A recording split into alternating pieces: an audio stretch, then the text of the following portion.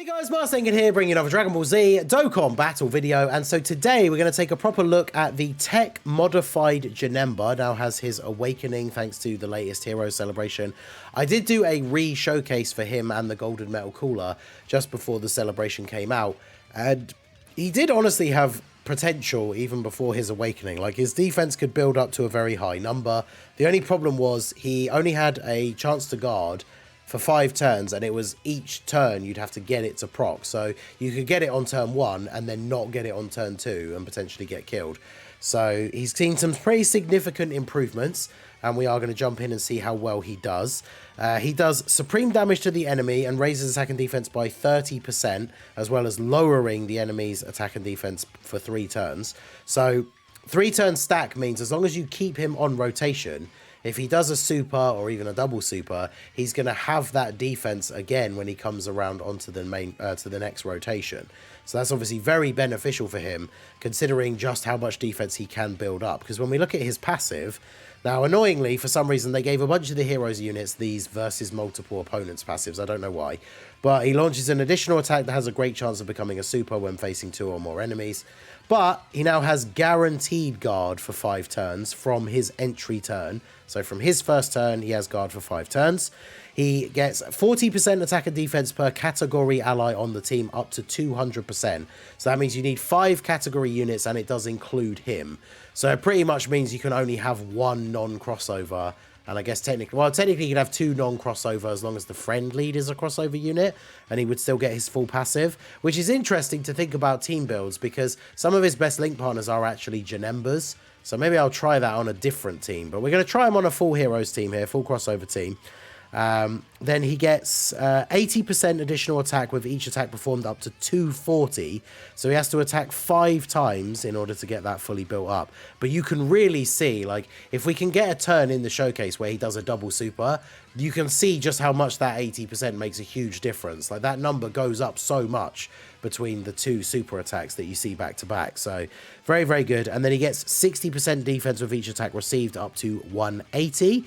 Then he gets 2 key and has a great chance of performing a crit starting from his next attacking turn after he performs or receives the 5th attack. So obviously as a tech unit, he gets free level 5 crit. Otherwise I would give him like no crit in the hidden potential, right? I went for a pretty even split of dodge and additional because he is a defensive unit. Obviously mine, I did link level 10 him last year, and then this year, because we got all new units, right, like the 5 banner units and the free-to-play Toa, I used the keys to get them all evenly up to 10. So I don't want to waste keys for 1 link, and I have used a bunch of the link skill orbs already, so I'm just slowly but surely link leveling him and Metal Cooler up to 10 on sharing the limit. But it doesn't give a huge amount extra anyway, because what, at level 10 it gives like 5% attack and defense, and this gives 1.5, so we're missing a tiny bit of stats, but that's going to be fine. So we're going to jump into Red Zone First Form Cell, because I wanted to try one of these sort of shorter events that are hard right from the start, because I feel like a unit that is guarding for the first 5 turns, those are the events where he's going to shine, right? So yeah, let's just go ahead and jump in. Okay, so we've got a pretty good rotation actually here for his first turn, because we have Fu, so we could give him big bad bosses. And then obviously he does share 3 links with the Rosé. Friend not full level 10 links. I hate to see it. It's been a couple of days, people. What are you guys doing? Well, actually, no. What am I talking about? It's been like 1 day. Well, 1.5 days. But anyway, I'm kidding. I'm kidding. I know not everybody is crazy on the link leveling like I am. But so, with the support from Fu, we picked up his 5 orbs. So he's giving the full support and big bad bosses. We're starting off at 230k. That's actually very high for like a first turn for him. But good link set. Worst case scenario is taking a super as the first attack, because as I said at the beginning, he builds up by getting hit. He needs to get hit 3 times. He gets a pretty significant chunk of defense with each of those hits. So like a lot of units with similar kinds of passives, or even if you just need to get hit once to get a defense buff, it's always going to be the worst case scenario if you eat a super as the first attack. So we'll see how we get on. But look at that. This is what I was talking about as well when I read through his passive, about that attack stat jumping up. His attack stat basically doubled. We get supered, of course. Right, so we take 438k, then he heals, then we get hit for double digits. Okay, so now he's fully built up. Couldn't the super attack couldn't have been the last attack, could it? It had to be the first one. But his passive is fully built up now, so on the next turn we will actually get to see it. And we just got the heal from Toa, so this should be a pretty funky turn. I'm actually gonna put her in slot 1. So let's get the heal off of these, then these. We basically go back up to full health here, and then we'll grab this for you as well. Because he's not attacking in slot 1. Toa, actually, she won't have her dodge chance, will she? Because of her passive. She's 10.5 million. Her own attack stat, 10.5 million. That's pretty good. She is obviously giving the extreme class allies the massive buff on this turn now. So she should tank all the normals, yeah, for double-digit damage. Taking the super's unfortunate because she doesn't have the dodge chance. She does have dodge in her hidden potential, but clearly not enough. 5.4 for the free-to-play Toa. Still think this free-to-play Toa is really good. I did a showcase for her earlier today, so if you haven't seen it, go check it out. You'll see a bit of her here, obviously, but she's definitely very, very good. And then, yeah, Rose getting the attack buff. He's not got a lot of links here. Actually, no, he has no links with the free-to-play Toa. But he does have the guard, gets his defense raised on super. He's getting the big buff from Toa's passive. So, what are we looking at now then for JANEMBA? We're getting the support from Hearts, as well as we will be getting the support from Fu. He's at... Oh. 1.16 million defense with guard on the second turn. That's pretty good. Well, there we go. I was not expecting it to be quite that high. So yeah, I'm going to put him in slot 1, funnily enough, because he's not really going to take any damage. Plus, we are going to get the support now from Fu as well. So we are at 1.18 million defense with guard. So I think we're probably going to be pretty good here on this turn. We take 0 damage because we get the dodge. And then 7.34 is his super. And remember, he's not built up here yet. He can still do what? 2 or 3 more stacks he needs? Is it 5 total? And then he dodged the super as well. I mean, I wanted to talk about his build, the build that I gave mine, right? Is that I gave him 15 dodge because he's a unit that I am going to put in front of loads of attacks. So ideally, I want him to dodge a couple of them here and there because he only needs to get hit 3 times. 15 dodge is not going to make it so that he dodges every single attack. Although he has dodged quite a few in this video, but I mean, he's already fully built up, so I'm perfectly fine with that.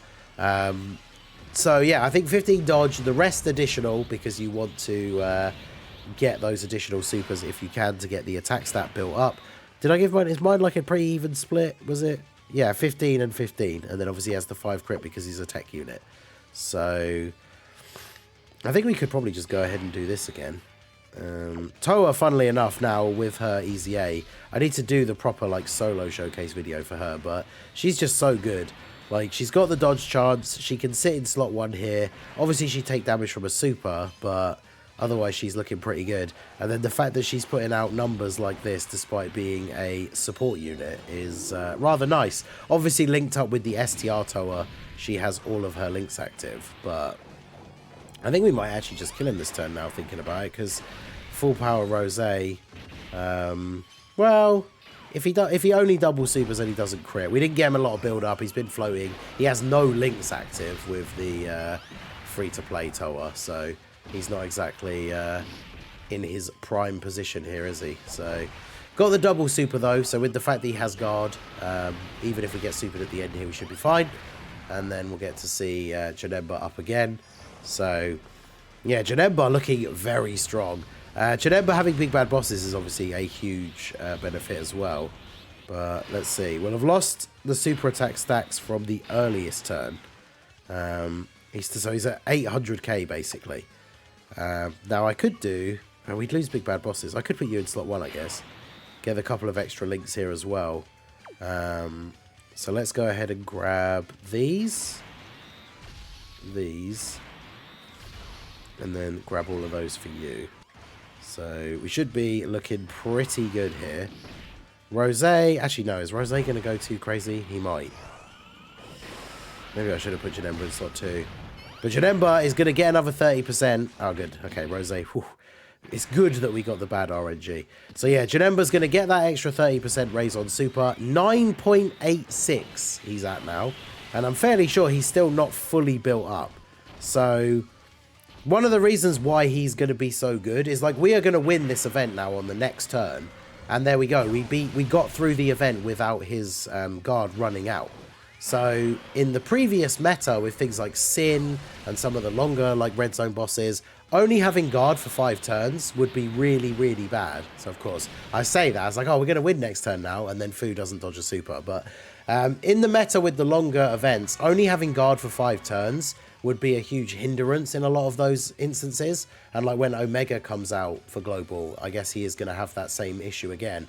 But like for these newer red zone stages that are beatable within the 5 or 6 turns, him having that 5-turn guard guaranteed. And I mean, you saw the defense he was on turn 2. Like, that is pretty ridiculous for any short form content. So yeah, let me know what you guys think of modified Janemba. Not really much else we need to show. Like, he just builds up so quick if you get those hits in, and then he's just a defensive wall. But as he starts to build up that attack part of his passive, I mean, I'll take a unit that can get up to like over 1 million defense and then is dropping like a 10 million attack stat as well. Like, pretty good. And the Heroes team really did need good slot 1 units. He has big bad bosses. It's still such a huge shame that Rose doesn't have it. Like, that rotation of them together, because they share a couple of links already, would be so good if Rose had big bad bosses. This guy in slot 1, Rose in slot 2, be such a dominant rotation. But Janemba is very, very good. Let me know what you guys think down below in the comments section. So that is going to be it for the video, guys. This has been the Masked Ningen. Smash that like button, subscribe to the channel if you are new. Check out the links down below for the Discord and the merch store, and I will see you all again soon. Have a good one.